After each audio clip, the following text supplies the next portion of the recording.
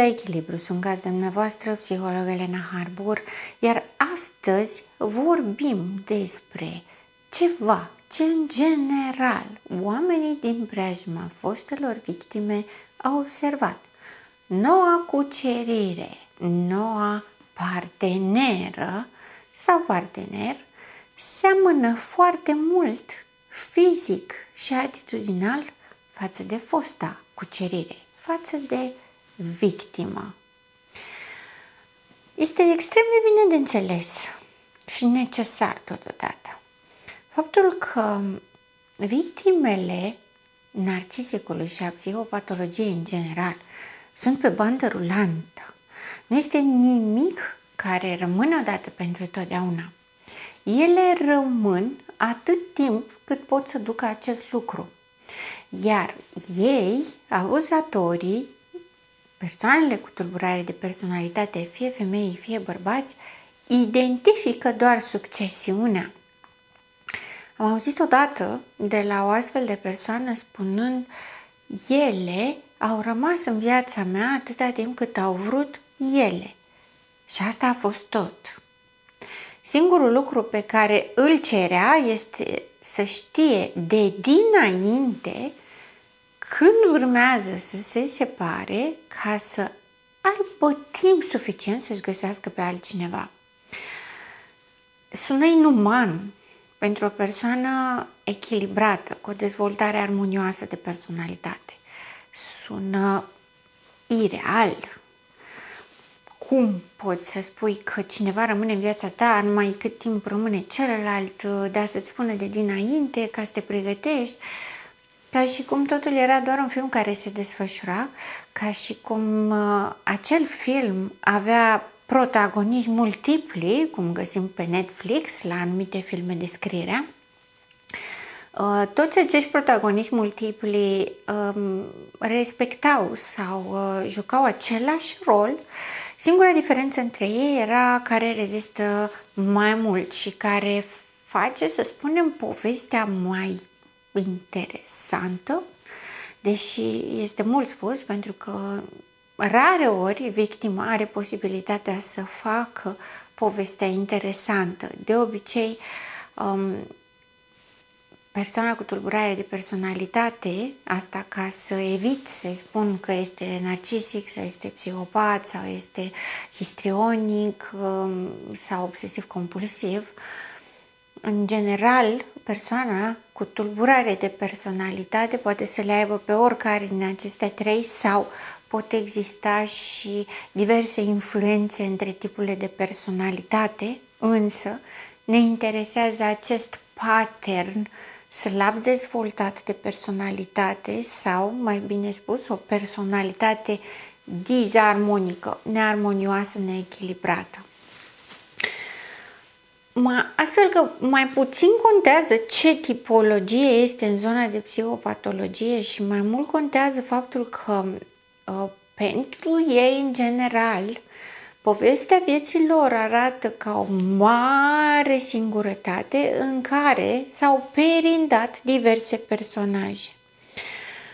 Fiecare dintre aceste personaje a fost asimilat, obiectificat, i s-a făcut o imagine, un portret care a rămas în minte și a fost parte din ceea ce este acum. Nu știu dacă am fost foarte clară, pentru că, așa cum spuneam și într-un video anterior, identitatea psihopatiei se compune cu diversele victime pe care le-a avut mai mult sau mai puțin în viața sa. Din cauza mimetismului despre care vorbeam într-o ediție anterioară, ceea ce face este să conțină diverse tipologii de oameni. Desigur, are atracție către o tipologie anume, pentru că această tipologie îi poate face aprovizionarea de resurse, ca să zic așa, cel mai bine. Dar asta nu înseamnă că respinge și alte tipologii. Nu. Orice este bine primit atâta timp cât este dispusă sau dispus să ofere resursele de care are nevoie. În mintea narcisicului vorbim despre fantezia îndrăgostirii, iubirea totală. Toată psihopatologia vizează îndrăgostirea. Toată psihopatologia vizează relația ideală perfectă și vizează o viață normală, calitativă, adaptativă. Toți. Din acest punct de vedere, nu se diferențiază de personalitatea dezvoltată tipic, ca să zic așa, adică personalitatea normală, armonios dezvoltată. Pe de altă parte, în personalitatea normală există abilitățile de conectare, de rezonanță emoțională, de împărtășire, de suport, respectiv empatia, pe când la psihopatologie această dorință, care de altfel era normală, se limitează la fantezie. Și din a avea acest act al iubirii care este în exterior, îl iubesc pe celălalt, îi dăruiesc celuilalt, împărtășesc cu celălalt, totul este în exterior, în psihopatologie totul rămâne în interior, iar ceilalți sunt doar personaje care rulează pe fundal pentru a crea și a susține validitatea acestei fantezii. Se întoarce în interior în sensul în care are impresia că se iubește pe sine, are impresia că împărtășește cu sine, are impresia că el este cel mai important. Și de acolo pleacă ceilalți. Ceilalți rulează pe fundal ca personaje care îi aduc beneficii sau contrabeneficii. Din toată psihopatologia am să dau exemplu dinamica narcisicului pentru că este cea mai întâlnită. Psihopatul, deși este mult mai pervers, mai feroce decât narcisicul, nu are o frecvență atât de mare în existență. Histrionicul este de asemenea foarte frecvent și din punctul meu de vedere prea neglijat și mai există și obsesiv-compulsivul care scoate ochii cu prezența sa, nu în sensul de grandomanie, ci în sensul de încăpățânare și rigiditate. Însă narcisicul este cel care păcălește cel mai mult datorită acestei carisma deosebite pe care o are. Histrionicul se emulează, dar nu neapărat este carismatic. La un anume nivel deja devine vizibil faptul că inventează tot timpul lucruri pentru a crea o stare de bine pentru a fi acceptat, ceea ce la narcisic nu se întâmplă. Narcisicul este extrem de carismatic doar prin prezența sa, doar prin atitudinea pe care o are. Ca atare, reușește mult mai repede și mai ușor să creeze niște contacte și eventual niște victime foarte repede, mult mai repede decât ceilalți.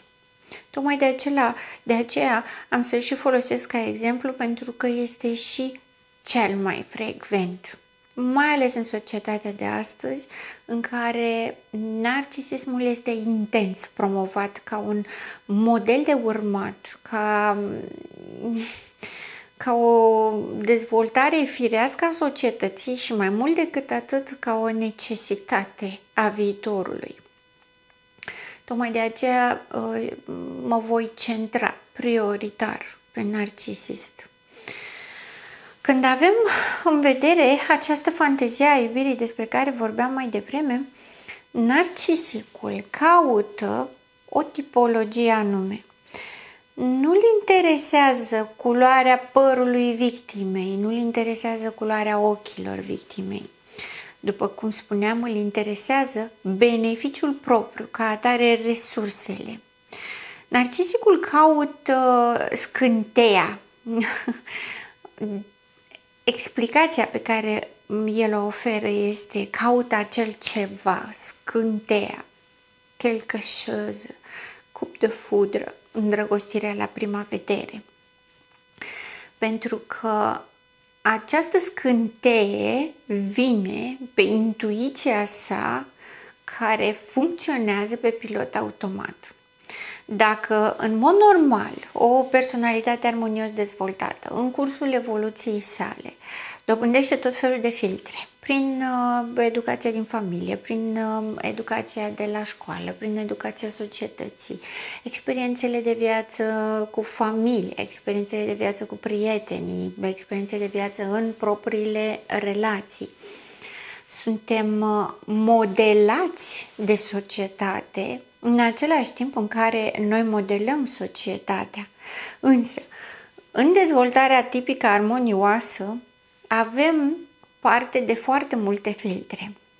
În ceea ce privește psihopatologia, la modul general, aceste filtre lipsesc, pentru că lipsind empatia și ceilalți necontând, pentru că nu mai există această dinamică de a face eu către celălalt ca să pot să am un beneficiu de plăcere, de împlinire prin mulțumirea celuilalt și binele celuilalt, neexistând acest lucru, rămâne psihopatologia doar cu sine. Singurul lucru, pentru că se obiectifică și pe sine, singurul lucru în care poate să aibă încredere este propria persoană, propriul eu. Însă, eul său nu funcționează ca al unei persoane cu dezvoltare tipică. Și atunci vom observa deseori că tot ce este normal pentru o persoană în normalitate cu o dezvoltare armonioasă a personalității este exact pe dos la o persoană cu patologie de personalitate. Tocmai de aceea este și patologie, de aceea se și spune personalitate disarmonică, nearmonioasă, pentru că totul este răstălmăcit, totul este pus cu susul în jos, totul este inconstant și instabil. Persoana cu tulburare de personalitate resimte toate lucrurile astea, vede că ceilalți nu sunt așa și resimte disconfortul de a fi altfel, de a fi inconstant, de a fi neînțeles, de a nu putea să înțeleagă pe ceilalți, de a nu putea să se conecteze la ceilalți, de a fi incapabil de a avea relații trainice și sănătoase. Această conștientizare niciodată nu este dusă la o conștientizare amplă, total, aș putea să spun. Pentru că sistemul psihic care a creat această fantezie de grandoare și de unicitate, de absolutizare, nu permite această conștientizare 100% pentru că pune în pericol însăși existența individului. Ca atare, în permanență există o semi-conștientizare a ceea ce este. Mai este un motiv pentru care conștientizarea nu este totală, prin faptul că este atât de preocupat și aș putea să spun chiar obosit de toată inconstanța și instabilitatea, de veșnicele emoții negative, de veșnicele trădări, suferințe și ideația paranoidă, că nici nu-și bate capul să înțeleagă sau să vrea să înțeleagă mai mult decât atât. Ca atare este un fel de menaj între nu pot să realizez și nu vreau să știu. Un menaj confortabil, pentru că această fantezie care vine, inclusiv grandoarea, inclusiv fantezia iubirii, sunt menite să compenseze și să îndulcească toată această existență contra cronometru veșnic, nemulțumită și chinuitoare. Vin aceste fantezii și rolul lor este să substituie, dar trebuie să substituie nu doar imaginea pe care o are despre sine, despre lume, despre viață, despre relații, ci trebuie să-i și ofere. Să-i ofere tot ce nu are. Cum spuneam în edițiile anterioare, să-i ofere empatie, să-i ofere căldură, să-i ofere iubire, să-i ofere statut social, strategii de adaptare, eventual adaptarea în sine, să-i ofere pe tavă, la societate mă refer, pentru că una dintre temerile foarte mari ale narcisicului este teama de respingere și de excludere.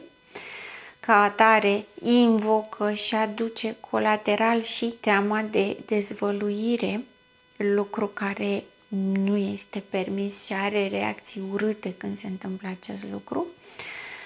Însă această fantezie despre care vorbeam trebuie să aibă o componentă practică reală ca să poată să beneficieze, să poată să îi se aducă resursele de care are nevoie să supraviețuiască.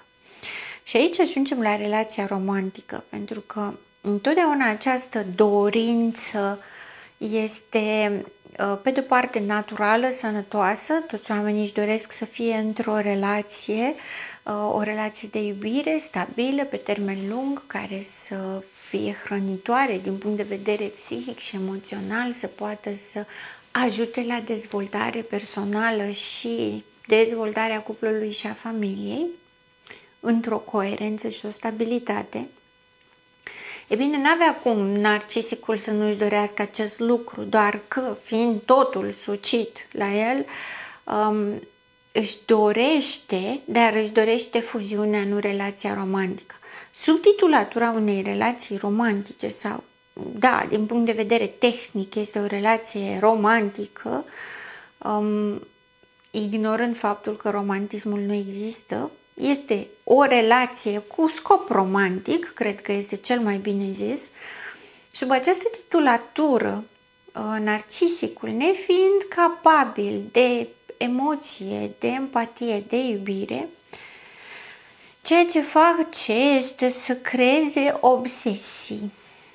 Caută tipologia potrivită care să-i dea resursele, a identificat-o la nivel instinctual și s-a prins becul sau, altfel spus, a simțit scânteia, a simțit așa prezență care l-a dat pe spate de la prima privire, care l-a atras iremediabil, care i-a răvășit existența și universul într-o secundă, care este exact tipologia, deloc întâmplător, de care are nevoie pentru hrana narcisică. Bun, până aici toate bune și frumoase. Începe partea de seducție, începe partea de cucerire. Bineînțeles că există și devalorizarea și discreditarea, pentru că acesta este ciclul inevitabil al relației cu un narcisic. De ce spun acest lucru? Pentru că în perioada de atracție, identificare a viitoarei victime, că la momentul acela nu este, dar va deveni victimă, ceea ce se întâmplă este să facă o suprapunere de tipare, ceea ce și-a dorit și a investit ca posibil, ideal, realizabil, întâlnește un obiect fizic, respectiv viitoarea victimă. În momentul în care aceste două se suprapun, îi dă o potrivire perfectă narcisicului și narcisicul se duce direct ca să cucerească. Această potrivire presupune o imagine mentală și o imagine fizică a obiectului real. Imaginea mentală, suprapusă perfect peste imaginea obiectului real, creează o amprentă puternic investită psihic și emoțional. Dacă la o persoană cu o personalitate armonioasă putem să spunem că este vorba despre o îndrăgostire, lucru pe care în mimetismul său narcisicul preia de la persoanele normale, spunem m-am îndrăgostit la prima vedere și iremediabil, în mintea narcisicului, pentru că nu există empatie, este o totală lipsă de empatie, ca atare este o totală incapacitate de iubire. Am să repet acest lucru de fiecare dată pentru că este ceea ce face diferența între o relație sănătoasă și o relație toxică. Această lipsă de empatie presupune că nu există emoționalitatea. Neexistând emoționalitatea și totuși comportându-se ca și cum este îndrăgostit, mimează îndrăgostirea, crede că e îndrăgostit. Totul se derulează doar la nivelul minții. Și vreau lucrul acesta să fie foarte clar. Pentru că de multe ori am auzit această întrebare și această confuzie vis-a-vis de cum reușește narcisicul să se prefacă atât de bine, cum reușește să păcălească atât de multe victime, cum reușește să te facă să te simți fascinat și captivat din primele minute. Pentru că totul se derulează doar în mintea sa, operează cu concepte și cu valori, operează valori emoționale pe care nu le simte, este ca un computer la care îi dai o listă de emoții și câteva caracteristici după care să le identifice și este capabil să inventarieze înaintea ta emoțiile pe care le trăiești, chiar dacă inventariându-le nu le simte. Același lucru se întâmplă și cu narcisicul. Creează această imagine a obiectului perfect pe o poveste perfectă, idealizată, pregătită de dinainte. Ca atare, da, deschide toate oportunitățile, riscă tot, se aruncă cu capul înainte pentru că nu are conștientizarea efectelor și pentru că nu trebuie să dea greș. Această seducție direcționată, extrem de rapidă și totală, trebuie să fie suficient de amețitoare cât victima să nu scape. Trebuie să n-aibă nicio șansă. Nu există posibilitatea eșecului. El merge la țintă, garantat că o să câștige, garantat că o să reușească să obțină toate acele resurse de la obiectul idealizat. Atunci când faci această idealizare, pentru că totul se derulează doar în mintea sa, se creează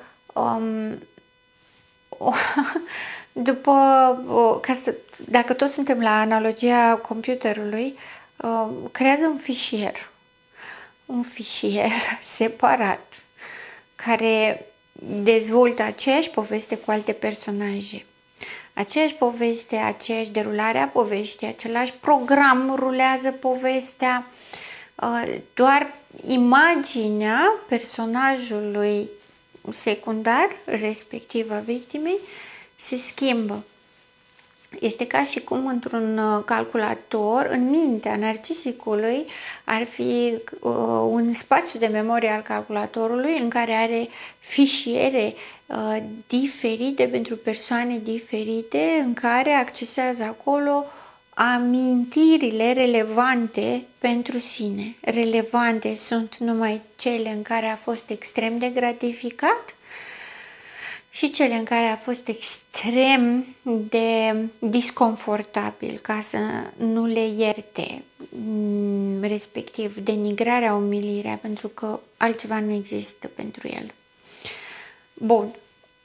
La momentul cuceririi seducției, creează acest fișier în care începe și pune imagini despre vulnerabilitățile victimei, imagini despre potrivirea cu povestea reală, acolo unde se interpune, imagini despre toate lucrurile pe care victima nu le face așa cum ar trebui să fie ca să-și atingă titlul de victimă ideală. Știu, sună extrem de ciudat, pe de altă parte, într-un fel, este amuzantă absurditatea, pe de alt fel, mă interesează cel mai mult să înțelegeți că Nu există povestea îndrăgostirii și nu există niciun moment la care narcisicul să-și vadă victima altfel decât ca pe o victimă. Pentru că, deși are această fantezie a fuziunii, a iubirii totale și necondiționate, el niciodată nu-și dorește să rămână în această relație. Scopul în sine al relației este devalorizarea și anularea. Nu are niciodată intenția de a face ca acest lucru fiind relația romantică, să fie satisfăcătoare pe termen lung, să producă copii, o viață echilibrată, sănătoasă. Nu are această intenție. Singurul lucru pe care îl observă sunt zilele care trec, săptămânile care trec, anii care trec. Uneori îl sperie acest lucru și renunță, alteori triangulează ca să poată să rămână în relație, teoretic pentru că este o sursă de hrană bună, alteori pur și simplu își varsă toată personalitatea și toată negativitatea pe persoana victimă doar ca să scape de ea și să schimbe folderul în curs cu un alt folder nou. Problema este că deschide folderul cu o nouă poveste și îl lasă deschis și pune acolo tot ce nu-i convine ca să-i folosească la momentul la care știe că o să se sature și o să vrea să plece. Știe că îi vine un moment la care se simte până aici și zice gata, pur și simplu. Poate să fie după 20 de zile, poate să fie după 20 de ani, nu contează. De obicei se întâmplă statistic de fiecare dată când găsește o sursă de hrană mai bună, nu conta ce are înainte. Nu conta nici măcar că nu are sens. Pur și simplu apare, scânteia și se deschide încă un fișier, chiar fără acordul lui. Acesta este un alt aspect extrem de important pe care vreau să-l rețineți. Toate lucrurile acestea derulează spontan. Narcisicul nu are filtre. Dacă o personalitate dezvoltată în normalitate, cum spuneam la început astăzi, are o grămadă de filtre care să poată să se adapteze societății din punct de vedere sociocultural și istoric absolut, dar să se adapteze la norme, la principii, la valori, la schimbările societății, la schimbările de mediu, de etnie, de cultură. Toate lucrurile astea presupun filtre pe instinctul bazal, primordial. Narcisicul, pentru că nu are empatie, nu are anticiparea consecințelor, nu are această raportare la ceilalți oameni ca nevoie de adaptare. El trebuie doar să-i păcălească pe ceilalți, să-l accepte. Niciodată nu pune problema de adaptare, nu-și dorește să se adapteze. Consideră că oamenii adaptați sunt banali și proști, ca atare ei nu pot fi decât de folosit. Lucru pe care îl întâlnim și la celelalte patologii de personalitate.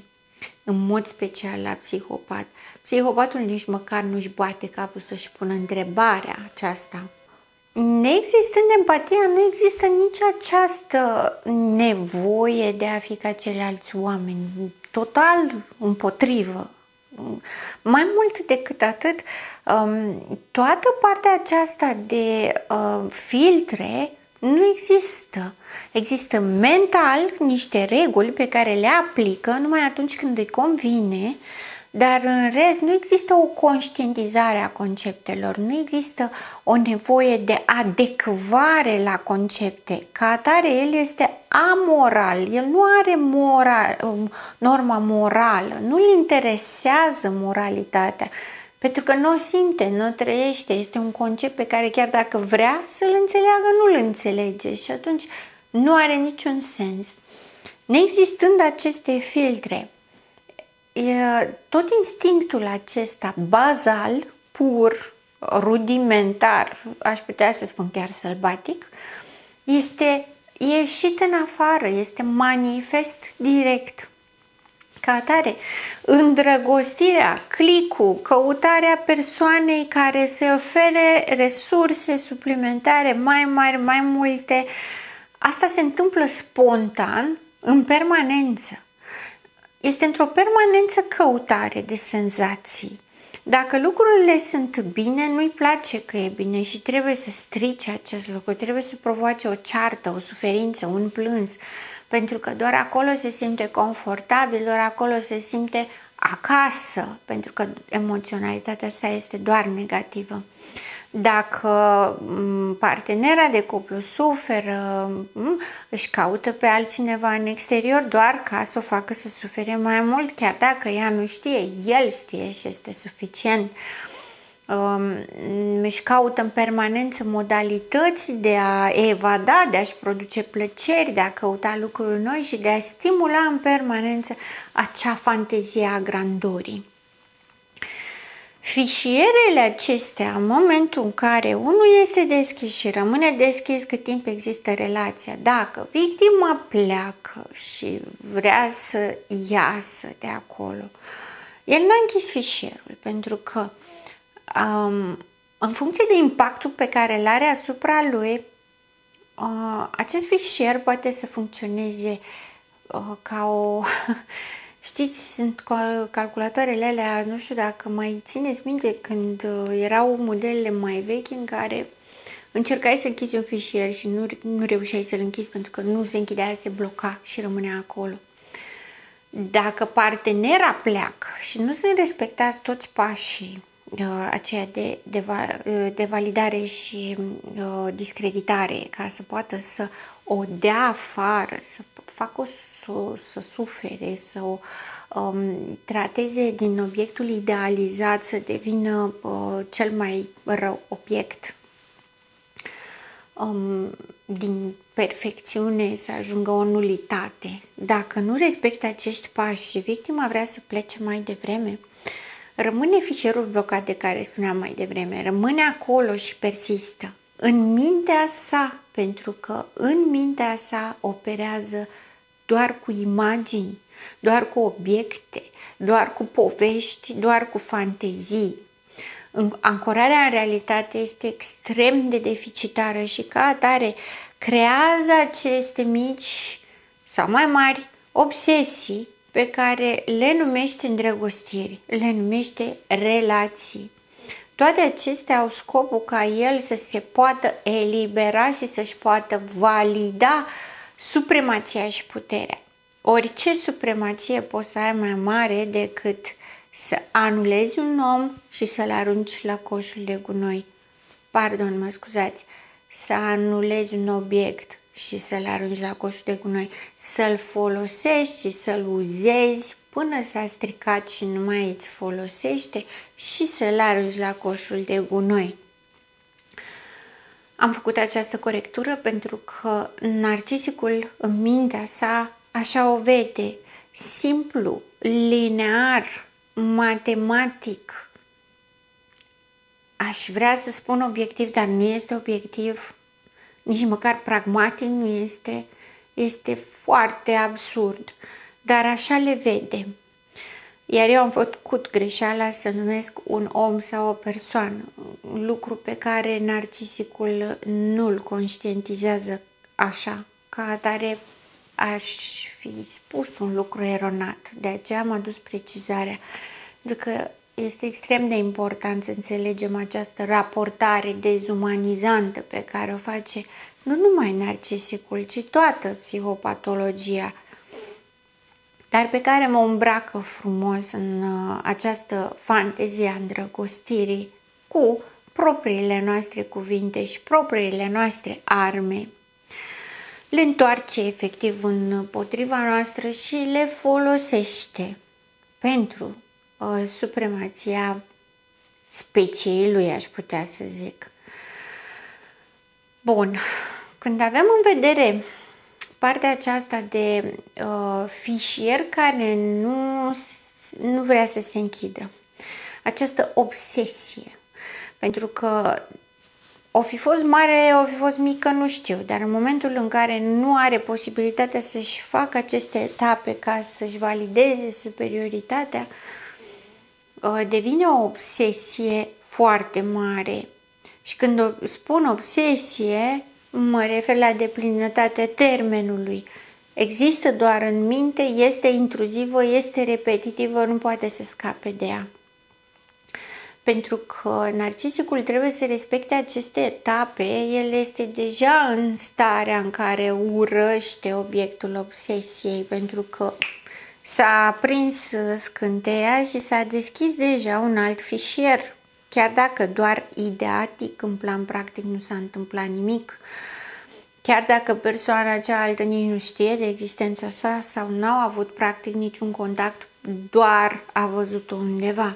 Însă, i s-a deschis acest fișier și pentru că nu există filtrele, nu există stabilitatea, coerența, el se mută automat în altă parte. Este un stimul mult mai interesant, mult mai atrăgător, nou, plin de periculozitate, ca atare atracția este magnetică și se redirecționează automat. Dar are pretenția ca acest fișier să rămână deschis până respectă toate etapele.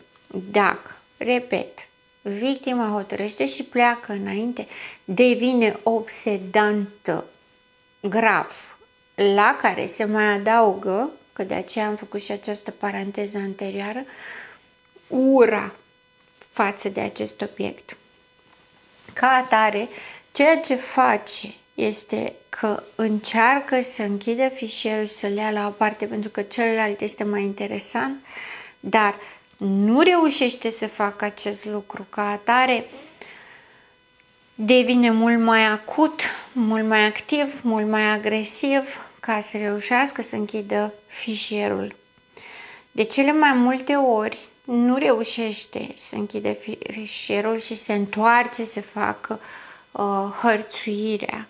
Caută, încearcă să cucerească din nou, încearcă să vrăjească din nou, doar că este o perioadă extrem de instabilă în care oscilează de la o oră la alta, de la o zi la alta, între te iubesc și te omor, între nu pot să trăiesc fără tine, dar dacă te întorci la mine, las că ți arăt eu ție, pentru că nu poate gestiona toate aceste oscilații care la o personalitate, normalitate, se numesc doliu de separare.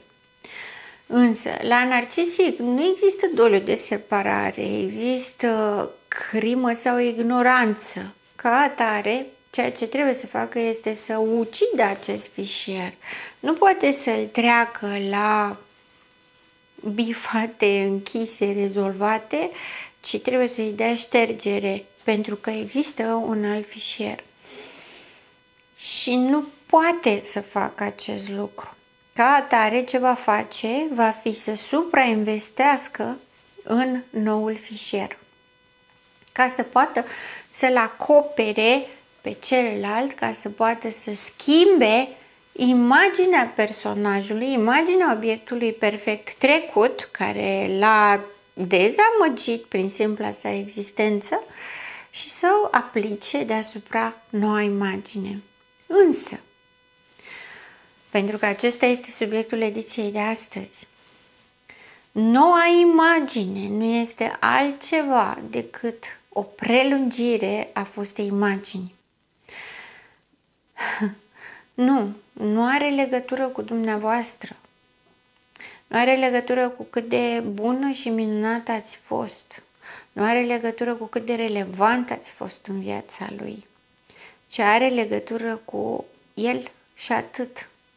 Dacă nu poate să închidă fișierul acela al dumneavoastră și a rămas cu asta în minte și nu poate să treacă mai departe, persoana următoare vă va semăna ca să suprapună poveștile și să o treacă pe persoana următoare în papucii dumneavoastră, adică practic imaginea dumneavoastră este perpetuată printr-un alt corp în aceeași poveste științifico-fantastică din capul narcisicului. Poate părea măgulitor și știu că multe dintre victime sunt măgulite de acest aspect. Pe de altă parte este înfiorător și nu măgulitor, pentru că asta înseamnă că obsesia a rămas, fișierul este încă deschis, dar ceea ce se întâmplă este doar că se alimentează cu furie și cu ură, pentru că următoarea persoană, care are aceleași caracteristici, de cele mai multe ori seamănă fizic, dar seamănă fizic izbitor. Problema este că persoana nouă va trebui să plătească păcatele tuturor celorlalte persoane de dinainte. Tiparul de persoană reprezintă ceva, felul în care arată, felul în care se comportă, semnifică ceva, chiar dacă aparent pot exista situații în care una dintre iubite este blondă, una este brunetă, una are ochi albaștri, una are ochii căprui, adică la un anumit nivel poți găsi diferențe între ele, însă profesia, înălțimea, conformația corporală, atitudinea, aliura în general. E o femeie blândă, e o femeie sociabilă, e o femeie veselă, e o femeie sportivă, e o femeie preocupată pentru știință din diferite puncte de vedere. Toate lucrurile acestea demonstrează această constanță a obiectului, dar în transformarea poveștii. Repetă poveștile una după alta, în speranța ca dezamăgirea și pierderea pe care le-a resimțit în fișierul de care povesteam să poată să continue într-o variantă pozitivă cu noul fișier. Nu știu dacă și pentru dumneavoastră este cum a fost și pentru mine prima dată când am realizat acest lucru.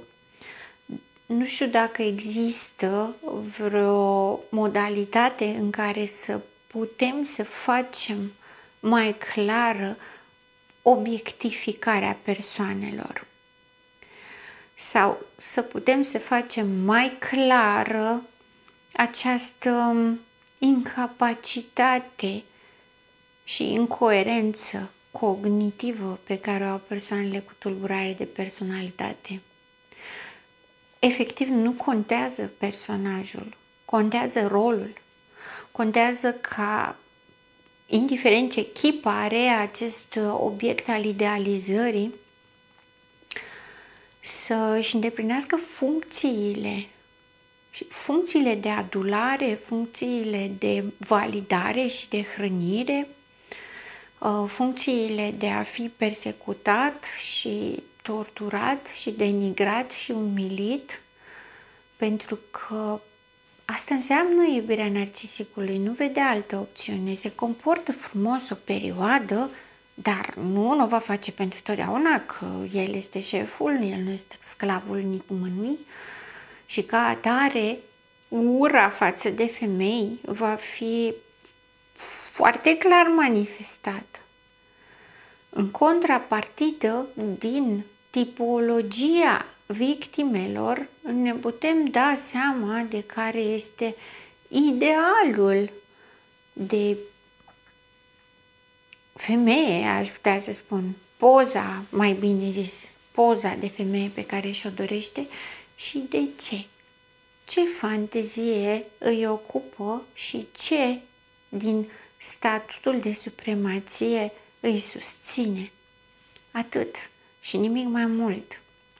Ca atare, îmi doresc că atunci când aflați că actuala parteneră seamănă cu dumneavoastră fosta parteneră, înseamnă că ați uitat să încheiați într-un fel în care să vă asigurați că riscul se oprește aici. Pentru că mai departe de atât, niciodată nu știm unde se poate merge pe o personalitate fără moralitate, fără reguli, fără consecințe, fără respect față de alte ființe vii, umane, fără respect față de lege și fără respect față de viața umană. Nu vreau să știu unde se poate ajunge, știu, dar nu vreau să mă gândesc că se poate ajunge acolo.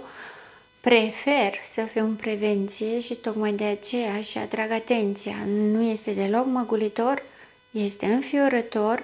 Dacă mai este ceva ce n-ați făcut ca să vă separați, să vă despringeți definitiv și să nu poate ajunge la dumneavoastră, este momentul să o faceți și să vă asigurați de separare. Restul va rămâne cumva în grija narcisicului să-și construiască povestea în continuare, așa cum știe să o facă cel mai bine și fiind singurul lucru care îl ține în viață. În lumea adulților, fiecare om răspunde pentru faptele sale. Indiferent dacă are empatie sau nu are empatie, trebuie să răspundă pentru faptele sale. Ca atare, avem datoria de a ne proteja de orice rău care îl știm că s-ar putea întâmpla. Sunt gazda dumneavoastră, psiholog Elena Harbour, și până data viitoare, rămâneți în echilibru.